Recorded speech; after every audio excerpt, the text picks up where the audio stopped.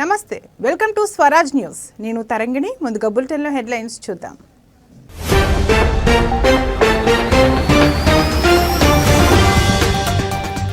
రేపు వారణాసిలో మోడీ పర్యటన, పలు అభివృద్ధి కార్యక్రమాలు ప్రారంభించనున్న ప్రధాని.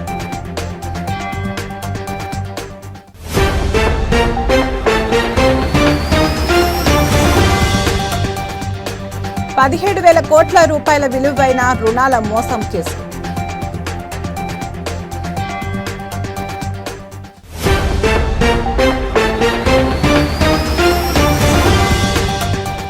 హెచ్సీఏలో భారీ కుదుపు, హెచ్సీ అధ్యక్షుడు Jaganmohan Rao suspend.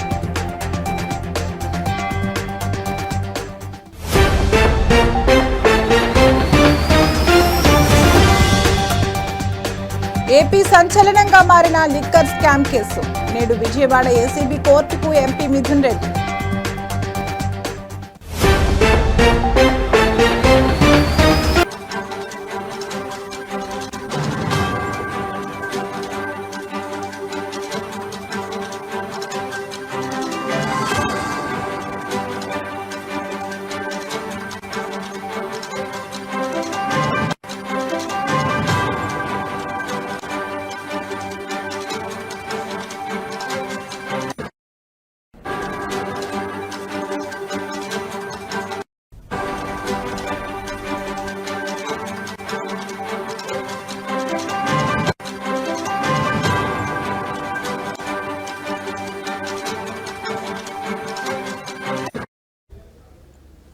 Breaking news చూస్తున్నాం. ప్రధాని మోడీ రేపు వారణాసిలో పర్యటించనున్నారు. రక్షాబంధన్ కు ముందు దేశవ్యాప్తంగా రైతులకు బహుమతి అందించనున్నారు. ప్రధానమంత్రి కిసాన్ సమ్మాన్ నిధి పథకం క్రింద 20వ విడత కింద 9.7 కోట్ల మంది రైతులకు 20,500 కోట్లకు పైగా నిధులు బదిలీ చేయనున్నారు. ఉత్తరప్రదేశ్లోనే 2.3 కోట్లకు పైగా రైతులకు 4,600 కోట్లు అందించనున్నారు. ఇందులో వారణాసిలో 2.21 లక్షల మంది రైతులకు 48 కోట్లు ఇవ్వనున్నారు. ప్రతి ఏడాది అన్నదాతకు ₹6,000 చొప్పున 3 విడతల్లో ఇవ్వనున్నారు. ఇక వారణాసిలో జరగనున్న బహిరంగ సభలో Modi ప్రసంగించనున్నారు.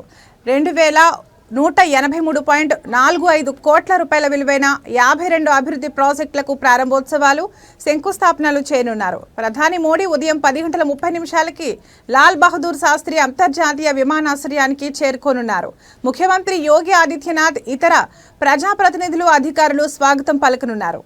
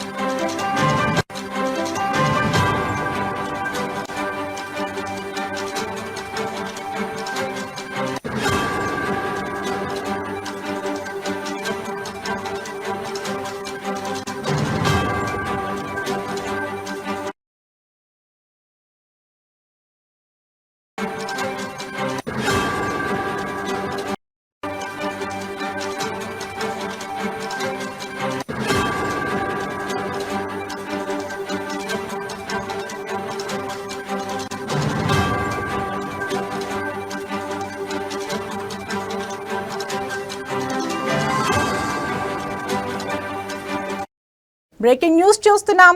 Reliance group chairman Anil అంబానీకి ఈడీ నోటీసులు జారీ చేసింది. 17,000 కోట్ల విలువైన లోన్ మోసం కేసులో ఎన్ఫోర్స్మెంట్ డైరెక్టరేట్ సమన్లు జారీ చేసింది. ఆగస్టు 5న ఢిల్లీలోని ఈడీ ప్రధాన కార్యాలయంలో హాజరు కావాలని నోటీసులో పేర్కొంది. మనీ లాండరింగ్ నిరోధక చట్టం కింద ఈడీ విచారణ చేయనుంది. జూలై 24న ముంబైలో అనిల్ అంబానీ గ్రూప్కు చెందిన 35 ప్రాంతాల్లో ఈడీ సోదాలు నిర్వహించింది. 50 కంపెనీలు, 25 మంది బిజినెస్ పార్ట్నర్స్ ఇళ్లపై 3 రోజుల పాటు సోదాలు నిర్వహించింది. రిలయన్స్ గ్రూప్ కి చెందిన అనేక ఆస్తులు లావాదేవీలపై కూడా ఈడీ అధికారులు దృష్టి పెట్టారు. ఇక గురువారం కూడా 4 ప్రాంగణాల్లో వరుస సోదాలు నిర్వహించింది.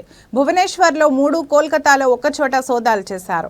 తాజా దర్యాప్తులో 68 కోట్ల రూపాయల నకిలీ బ్యాంకు గ్యారంటీ అభియోగం మోపబడింది. అనిల్ అంబానీకి చెందిన కంపెనీలు వేల కోట్ల రూపాయల విలువైన బ్యాంకు రుణ మోసానికి పాల్పడ్డాయనే ఆరోపణలపై ఈడీ కేసు నమోదైంది. 2017 నుండి 2019 మధ్య అనిల్ అంబానీ గ్రూప్ కంపెనీలకు యెస్ బ్యాంక్ ఇచ్చిన 3,000 కోట్ల రూపాయల రుణాలు చట్ట వ్యతిరేక పద్ధతుల్లో దారి మళ్లాయన్న ఆరోపణలు వచ్చాయి. ఆ బ్యాంకు మాజీ ప్రమోటర్లకు లంచం ఇచ్చారన్న అభియోగాలు ఉన్నాయి. రిలయన్స్ ఇన్ఫ్రాస్ట్రక్చర్ తీసుకున్న 10,000 కోట్ల రూపాయల రుణాలను కూడా దారి మళ్లించారనే ఆరోపణలు ఉన్నాయి.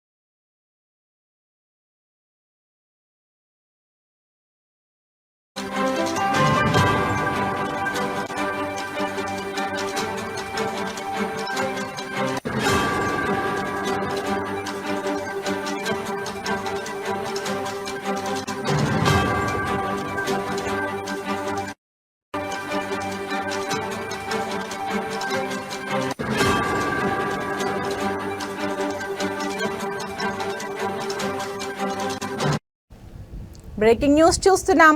హైదరాబాద్ క్రికెట్ అసోసియేషన్ అక్రమాల వ్యవహారంలో సిఐడి దర్యాప్తులో సంచలన విషయాలు వెలుగులు చూసిన విషయం తెలిసిందే. తాజాగా హెచ్సిఏలో భారీ కుదుపు చోటు చేసుకుంది. హెచ్సిఏ అపెక్స్ కౌన్సిల్ కీలక నిర్ణయం తీసుకుంది. హెచ్సిఏ అధ్యక్షుడు జగన్మోహన్ రావును సస్పెండ్ చేసినట్లు తెలిపింది.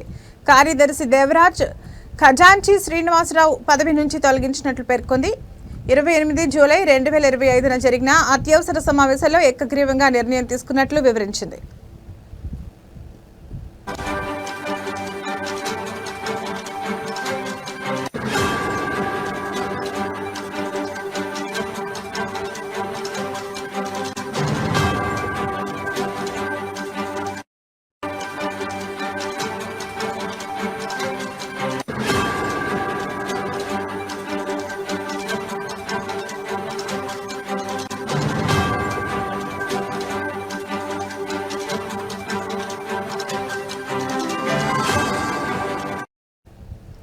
నిధుల దుర్వినియోగం, మోసం, అధికార బల దుర్వినియోగ ఆరోపణల నేపథ్యంలో సిఐడి, ఈడీ సంస్థలు ఆరోపణలపై దర్యాప్తు చేపట్టినట్లు హెచ్సిఏ వెల్లడించింది. హెచ్సిఏ నిబంధనల ప్రకారం చర్యలు తీసుకున్నట్లు తెలిపింది. పారదర్శకత, నైతిక విలువలకు కట్టుబడి ఉన్నామని హెచ్సిఏ కౌన్సిల్ వెల్లడించింది. సంఘం న్యాయబద్ధతను కాపాడేందుకే చర్యలు తీసుకున్నామని హెచ్సిఏ అపెక్స్ కౌన్సిల్ తెలిపింది.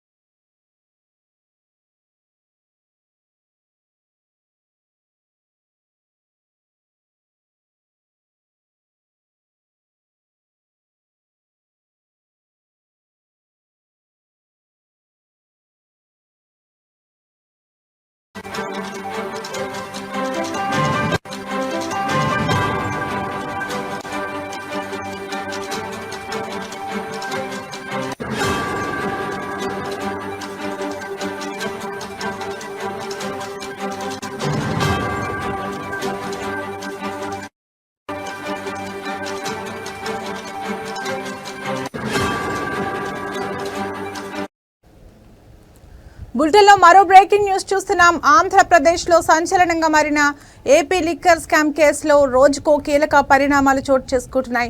సిట్ అధికారులు ఓవైపు దర్యాప్తులో దూకుడు చూపిస్తున్నారు. మరోవైపు ఈరోజు ఎంపీ మిథున్ రెడ్డిని కోర్టులో హాజరుపరచనున్నారు. రాజమండ్రి సెంట్రల్ జైలు నుండి విజయవాడ ఏసీబీ కోర్టుకు బయలుదేరారు YCP MP Mithun Reddy. Rajahmundry central jail నుంచి మిథున్ రెడ్డిని రోడ్డు మార్గంలో విజయవాడ తీసుకెళ్తున్నారు పోలీసులు. ఏపీ లిక్కర్ స్కామ్ కేసులో గత నెల 20వ తేదీ నుంచి రాజమండ్రి సెంట్రల్ జైల్లో రిమాండ్లో ఉన్నారు మిథున్ రెడ్డి. అయితే ఇవాళ్టితో రిమాండ్ గడువు ముగుస్తున్న నేపథ్యంలో ఇవాళ విజయవాడలోని ఏసీబీ ప్రత్యేక న్యాయస్థానంలో హాజరుపరచనున్నారు సిట్ అధికారులు. ప్రత్యేక వాహనంలో ఎస్కార్ట్ పోలీసులు మిథున్ రెడ్డిని రాజమండ్రి సెంట్రల్ జైలు నుంచి రోడ్డు మార్గంలో విజయవాడ తీసుకువెళ్తున్నారు. రాజమండ్రి సెంట్రల్ జైలు నుండి బయలుదేరిన సమయంలో జైలు వద్ద భారీగా పోలీస్ బందోబస్తు ఏర్పాటు చేశారు.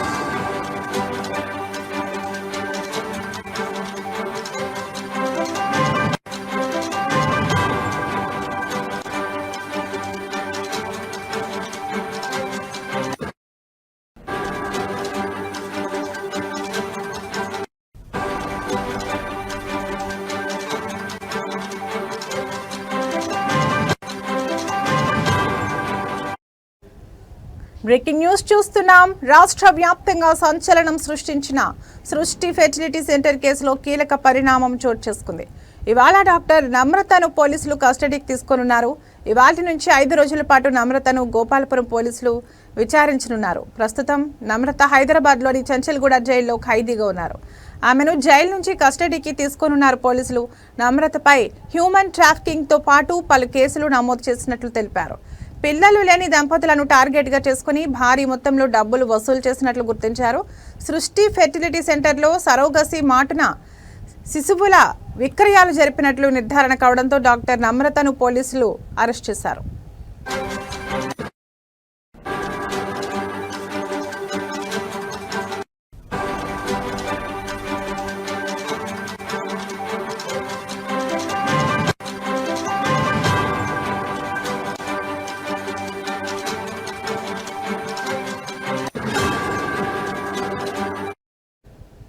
కొన్నేళ్ల క్రితం సృష్టి ఫెర్టిలిటీ సెంటర్ పేరుతో ఓ కేంద్రాన్ని ప్రారంభించిన డాక్టర్ నమ్రత పిల్లలు లేని దంపతుల లక్ష్యంగా సోషల్ మీడియా ద్వారా తన కేంద్రానికి విస్తృత ప్రచారం చేసుకున్నారు.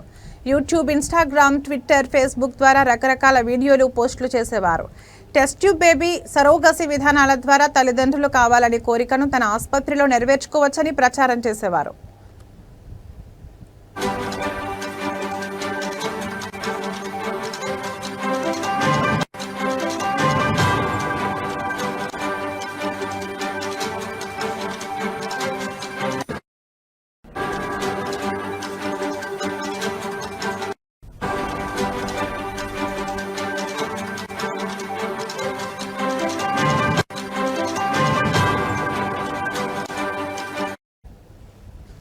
అంతేకాక తమ క్లినిక్లో ఉచిత పరీక్షలు అంటూ ఆకట్టుకునేవారు.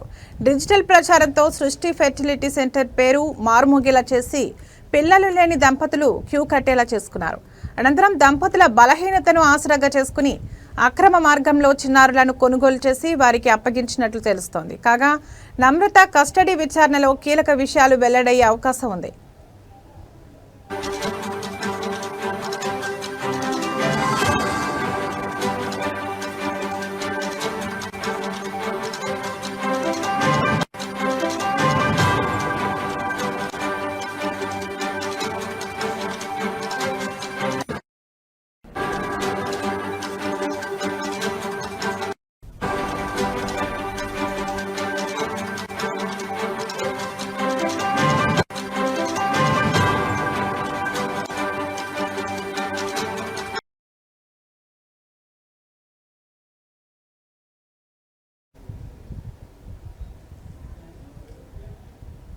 టాలీవుడ్ రౌడీ బాయ్ గా తనకంటూ ప్రత్యేక స్థానాన్ని సంపాదించుకున్న విజయ్ దేవరకొండ కింగ్డమ్ మూవీతో ప్రేక్షకుల ముందుకు వచ్చాడు. డైరెక్టర్ గౌతమ్ తెన్ననూరి దర్శకత్వం వహించిన ఈ మాస్ యాక్షన్ ఎంటర్టైనర్ జూలై 31న రిలీజ్ అయి పాజిటివ్ టాక్ సొంతం చేసుకుంది.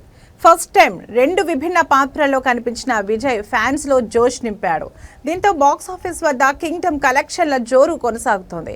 విజయ్ దేవరకొండ బాక్సాఫీస్ ను కుమ్మేశాడు. మొత్తంగా ఇరు తెలుగు రాష్ట్రాల్లో కలిపి 9.92 కోట్ల రూపాయల షేర్, 18 కోట్ల గ్రాస్ వరకు కలెక్ట్ చేసినట్లు టాక్ వినిపిస్తోంది.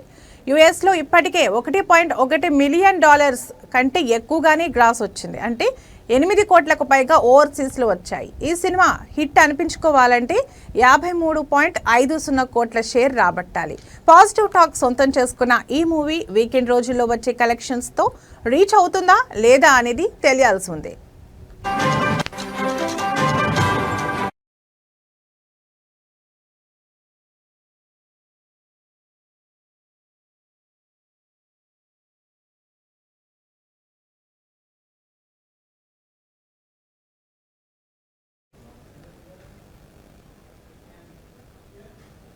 లండన్లోని ఓవల్ మైదానం వేదికగా ఇంగ్లాండ్తో జరుగుతున్న 5వ టెస్టులో భారత జట్టు తడబడింది. తొలి రోజు ఆట ముగిసే సమయానికి కీలకమైన 6 వికెట్ల నష్టానికి 204 పరుగులు చేసింది టీమిండియా. అయితే వరుస క్రమంలో వికెట్లు కోల్పోయి కష్టాల్లో పడిన జట్టును middle order batter Karun Nair అర్ధశతకం చేసిన ఆదుకున్నాడు. కరుణ్ 98 బంతుల్లో 52 రన్స్తో తన బ్యాటింగ్ను కొనసాగిస్తున్నాడు. ఇక అతడితో పాటు వాషింగ్టన్ సుందర్ ప్రస్తుతం క్రేజ్లో ఉన్నాడు.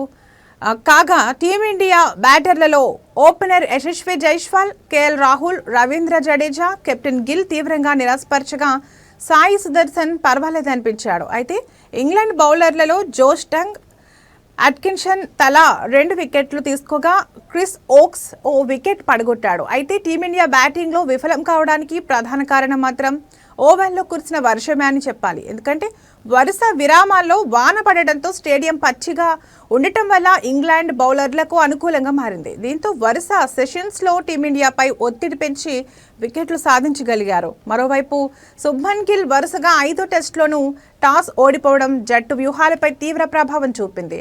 రెండో రోజు ఆటలో బ్యాటింగ్ పటిష్టంగా కొనసాగితేనే భారత్ తిరిగి మ్యాచ్లో నిలుస్తుంది.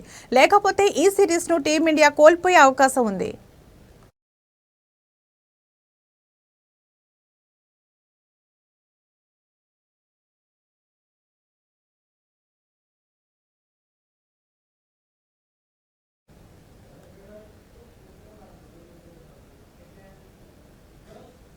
ఇవి ఇప్పటివరకు ఉన్న బులెటిన్ అప్డేట్స్. మరో బులెటిన్లో మళ్ళీ కలుద్దాం. నమస్తే.